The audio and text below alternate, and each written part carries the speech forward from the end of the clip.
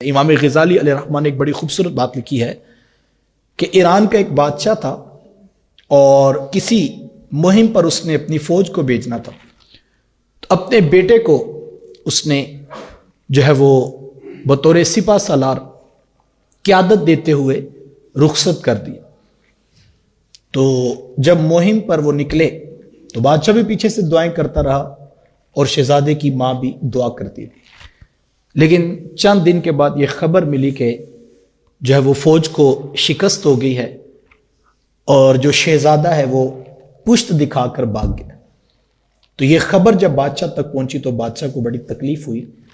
کہ میں نے اتنی محنت سے بیٹے کو تیار کیا اور پھر میں نے اس کو جہاد پر بھیجا، اور یہ کیا بات ہوئی؟ چلو شکست تو سمجھ میں آتی ہے، بندہ ہار جیت تو ہو جاتی ہے، لیکن یہ کیا بات ہوئی کہ پشت دکھا کر بھاگ گیا۔ کاش کہ یہ خبر مجھے ملتی کہ آپ کا بیٹا شہید ہو گیا تو مجھے ناز ہوتا، تو کوئی بات نہیں، فتح نہیں ہوئی تو لیکن میرا بیٹا شہادت کا تاج پہن کر آیا۔ تو بادشاہ کے دل میں اس بات کا بڑا دکھ ہوا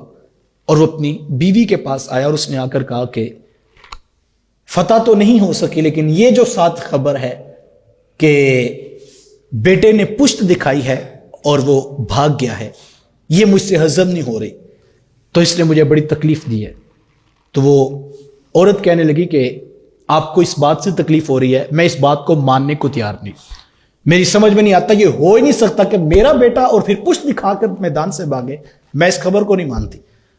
لیکن بادشاہ جانتا تھا کہ ایک ماں اپنے بیٹے کے بارے میں ایسی بات جو ہے وہ قبول نہیں کرے گی، عورت ہے اور پھر ماں ہے، تو یہ تو اس کو سچی خبر نہیں سمجھے گی، لیکن خبر تو پہنچ چکی۔ خیر بادشاہ اب لشکر کے آنے کا انتظار کر رہا تھا، لیکن 2 4 10 دن گزرے کہ دوبارہ خبر آئی کہ وہ پہلی خبر جھوٹی تھی، اللہ نے آپ کے بیٹے کو فتح بھی دی ہے اور سپہ سالار کے سر پہ محبت کا تاج بھی سجایا۔ جب یہ خبر پہنچی تو بادشاہ خوشی خوشی جو ہے وہ ملکہ کے پاس آیا اور اس نے کہا کہ تمہیں مبارک ہو، ہمارے بیٹے نے پشت نہیں دکھائی، وہ پہلی خبر جھوٹی تھی اور اب خبر سچی ہے کہ ہمارے بیٹے نے میدان میں کھڑے ہو کر مقابلہ کیا اور اس کی محنت کا یہ صلہ ہے کہ اللہ نے ہماری فوج کو فتح عطا کی۔ تو پھر بادشاہ کہنے لگا لیکن ایک بات تو بتاؤ، میں تو خبر مان چکا تھا کہ ایسا ہو جاتا ہے، بعض اوقات انسان بزدلی دکھا جاتا ہے، لیکن تم ماننے کے لیے تیار نہیں تھی، تو آخر اس کی وجہ کیا تھی؟ تو اس نے کہا بادشاہ میں نے ساری زندگی 100% حلال کھلایا ہے، اور دوسری بات یہ ہے بادشاہ کہ میں نے اس بیٹے کو جو ہے جتنی دیر دودھ پیتا تھا میں باوضو ہوتی تھی اور سونے محمد پہ درود پڑھتی تھی،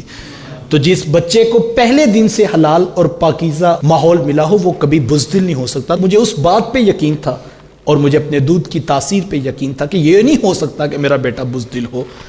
تو یہ اس کی جو ہے وہ تاثیر ہے جو تم نے میدان کارزار میں آج سنی ہے اور دیکھی ہے۔ تو جب حلال کے ساتھ بدن پلے گا تو وہ راہ خدا میں کسی نہ کسی طرح سے کام آئے گا۔